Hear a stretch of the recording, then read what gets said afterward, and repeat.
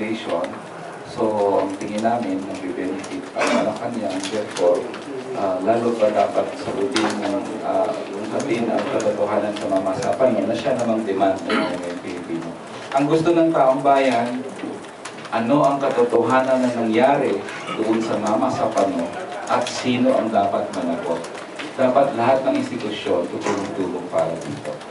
Pangalawa, bagamat may nagsasabi na sinasabi nila magulo ang House hearing, yung House hearing dapat tinuloy. Una, we support the Speaker's proposal for a joint investigation ng House at Senate. Pero dahil hindi naman ito natuloy, dapat pang lalong ituloy ng House of Representatives ang hearings dito. Lalo na may kakaibang tack ang House.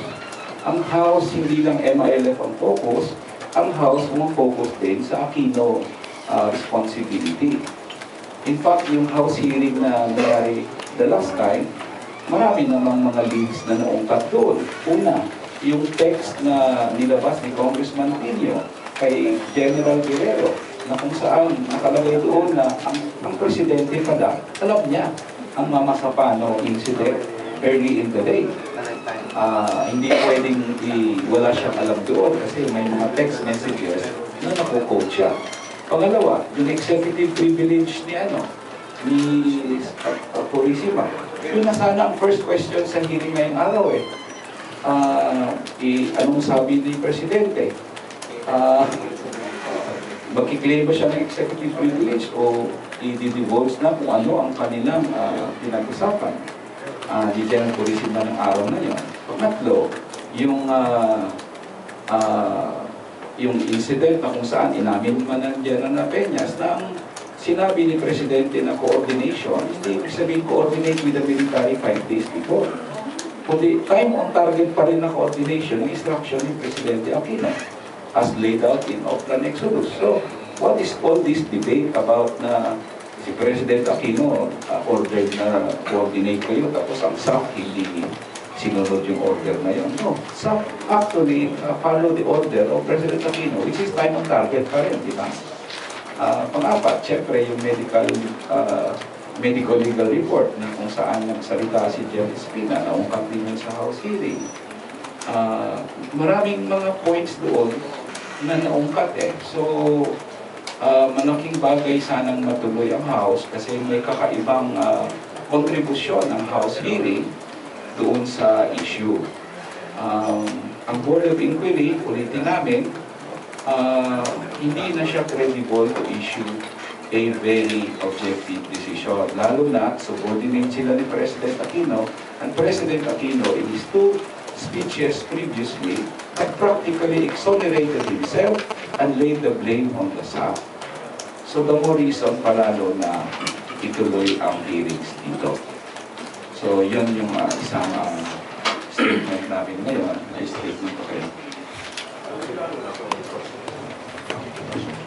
Kasi nanggaling kami ni Rep. Caloy Zarate sa area mismo, sa Mamasapano. Kaya nakahanda sana kami magtanong at makahingi ng linaw doon sa mga pending questions dahil maraming lumabas doon sa fact-finding mission.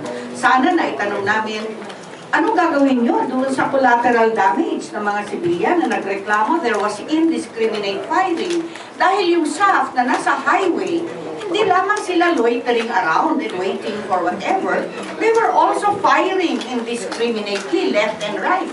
Kaya maraming ebidensya, mga bahay tinamaan, mga nyo. At ito yung hinihingi nga ng mga civilians, anong gagawin ngayon? May damage to property. Pangalawa, yung mga sibilyan na natamaan din, yung babae, yung bata na namatay, she was a special child. At ang mga magulang ay nasugatan. Ano ngayon ang ating mabibigay para sa kanila, no? Ang DSWD nagbigay ng 25, nag-attempt magbigay ng 25,000 pesos. Sabi ng pamilya, ito ba ang katumbas ng namatay na sa amin? Wala na kaming kabuhayan. Ang mga mais ay hindi na pwede ma-harvest dahil nandun pa rin ang mga bala at saka undetonated grenades. May napulot pa ng granada na hindi pa pumuputok. They cannot plow, they cannot replant again. So they have a very bleak future. future dahil wala na nga ang kabuhayan. At yung iba pang mga tanong, for example, sana tinanong ko, bakit civilian ang nag-retrieve ng mga katawan ng SAF? Kinukwento ng isang kagawad, napagod daw siya, 10 katawan daw yung kanyang hinakot, no, mula sa area, papunta doon sa van na magdadala sa kanila. Pulis na local at saka civilian ang nag-retrieve ng mga katawan. What were the 300 SAF on the highway doing? So marami pang mga tanong, sana natuloy, no? Pero hindi nga natuloy. That is why we feel dismayed and frustrated. Many more questions to be asked. Dagdag na lang doon sa sinabi ni Congresswoman Luz, dapat itanong rin natin sana kung natuloy itong pagdilig ngayon. The elephant in the house. Nung unang pumutok yung Mama Sapano incident, umugong na kagad yung participation ng Estados Unidos. Pero it was just dismissed as a propaganda. Now, lumalabas na yung mga kwento, no, na talagang aktibong operation ito ng United States. No? Kaya nga, instead of dalhin yung putol na daliri ni Marwan sa NBI or sa SOCO, dinala kaagad sa General Santos City sa FBI. At nung pumunta kami sa area, sa Tuka na Lipaw, ay ganun, ang kwento ng may kwento ang mga residente doon na may nakita sila. Isa sa mga bangkay or nasugatan na dinala yung Caucasian. No? So, at a week before or even the night before the operation, ay talagang may nakita silang umaaligid-aligid, lumilipad-lipad sa Himpapawid. No? Hindi naman nila tahasang sinabing drone yon, pero sabi nila parang maliit na aeroplano na ikot-ikot. So these are the questions na ito ang tingin namin, parang ayaw lumabas, no? Kaya hininto itong pagdinig na ito, no? Lumulundo na doon, no? Pupunta na sa doorstep ng Malacanang ang malaking responsibilidad ni Presidente Aquino at ng kasama niya ang Estados Unidos dito, no? Kaya parang ito ang gustong tabunan, no? Kaya ayaw ituloy itong pagdinig sa Kamara. Bagamat nakapagtanong na ako doon sa first round, kita rin naman talaga na yung proseso ng pagtatanong noon ay napakaikli, no? Yung sinasabi nga na ano ba ang naging papel ng Estados Unidos dito sa Mama Sapano bloodshed, ano? Ay maganda sana talaga na ipursu pa at lalong-lalo na doon sa initial na ulat, nakita na it's been 10 years na nasa balangkas ito ng War on Terror ng Amerika. Kaya imposible. Imposible talaga na mula nung maluklok si Presidente Aquino 2010, may 10 military operations na nasa PNP report, ano? Ibig sabihin, kapag ganoon yung plano at iba't ibang probinsya at kahuli-hulihan nga yung Mama Sapano, hindi pwede talagang walang kutsabahan, ano, ang Amerika, ang Estados Unidos, at ang si Presidente Aquino. Yun sana ang gusto pa naming i-pursue. Kaya ang tingin ko, yung pagkakataon na sana sa mga kasapi ng Kamara, ng Kongreso ay naibigay, ang tingin ko nga parang abdication ito ng leadership, no, doon sa karapatan ng institusyon na makapag-ambag doon sa paglilinaw, kaugnay ng katotohanan, and towards accountability. Gusto talaga namin na mabuksan at makita yung punot dulo at yung papel syempre ng dayuhan dito sa mga Sapano. Kasi para pating yung ang nakakabahala na rin, ang tawag dyan, yung nire-normalize na nila na bakit kayo magtataka na may papel ang Amerika, ganito ba talaga yung dapat na at the expense of ilang lives, ano? Papayag tayo na papasok ang Amerika at makikialam at kakalat ka rin nga tayo doon sa kanilang war on terror. Bali, para sa akin, ako na sana kung natuloy yung Siya number one. kung natuloy yung committee hearing kaugnay dito sa Mama Sapalo, ako yung unang magtatanong. Kaya nakakagalit sa bahagi ko, lalo pa, ay maraming ang biktima, no? Itong Mama Sapalo tragedy ay mga magsasaka. At ang una sana nating tanong dito ay yung continuing doon sa ayaw sagutin ng mga naunang mga tanong, ng mga naunang mga congressman, ano talaga yung papel, no? Ano yung papel ni Presidente Noynoy Aquino dito sa Oplan na ito?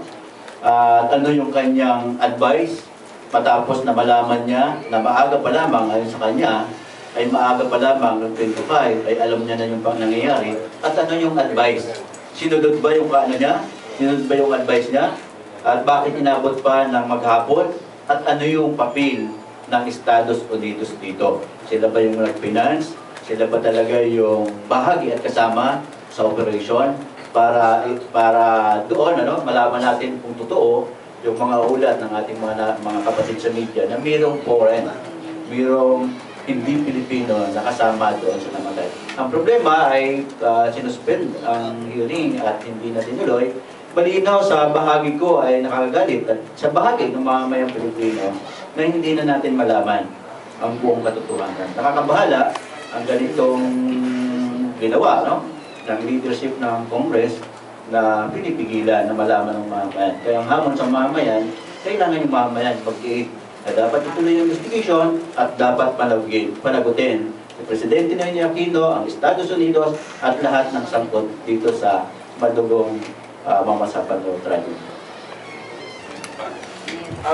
Too toxic at saka too hot to handle na po yung Mama Sapalo hearing na ito para sa Palasyo at para sa United States. Una, meron hong pending issue Nung nakaraan, yung po question po ng executive privilege, most definitely tatanungin po yun bago pa magkaroon ng tanungan. Yun ang yung itatanong sana ngayong araw na ito.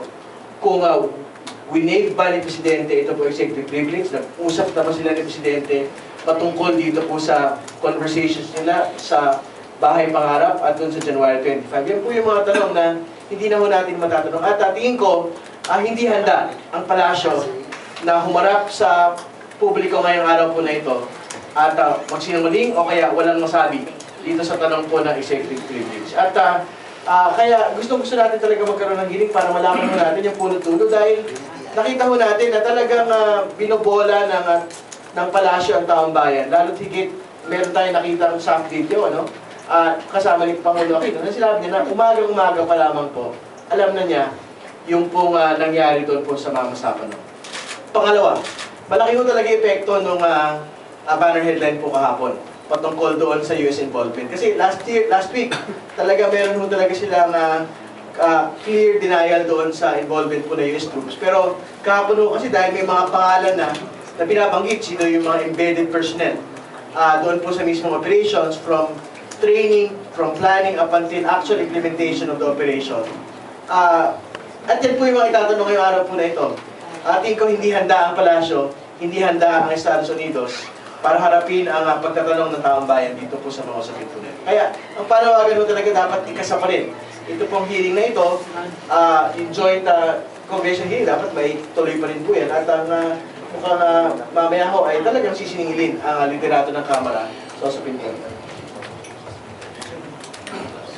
Sa totoo lang, gayon, galit na galit pa rin ako dahil sa binusalan ng Kongreso sa pagpapatuloy ng investigasyon upang maprotektahan ng Pangulo at maitago ang katotohanan hindi sa Mama Sapalo.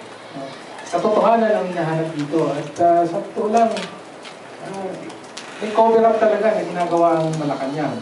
Halimbawa, maaring mapatunayan na may isang cabinet secretary na nagsinungaling sa testimonya niya, sa sinumbaang testimonya niya sa Senado hinggil sa nalalaman niya sa Mama Sapalo.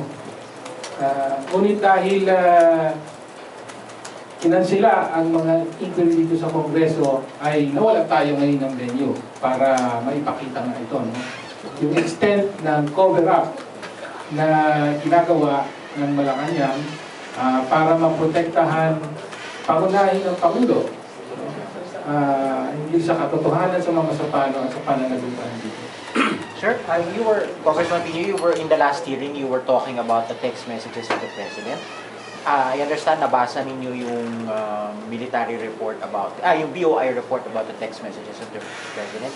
Can you tell us more about that? Wasn't BOI report, pero kinumpirma ng AFP na hindi yung text message ng President. It was communication between General Guerrero and General Pangilinan, which was confirmed, mentioning the guidance given by the President to the with regard to the ongoing rescue effort. So ang sabi nga, best effort without endangering our reinforcing troops. No? So ang importante doon muna, ito yung unang-unang indikasyon na minomonitor ni Pangulo yung mga pangyayari at nagbigay siya ng guidance. Tapos tayo na ang humusga, kayo na ang humusga kung sapat ba yung naging guidance na yun, best effort. Pangalawa, kailangan inood din yung time na pinadala yung message na yun. No? Close to 7 p.m. na.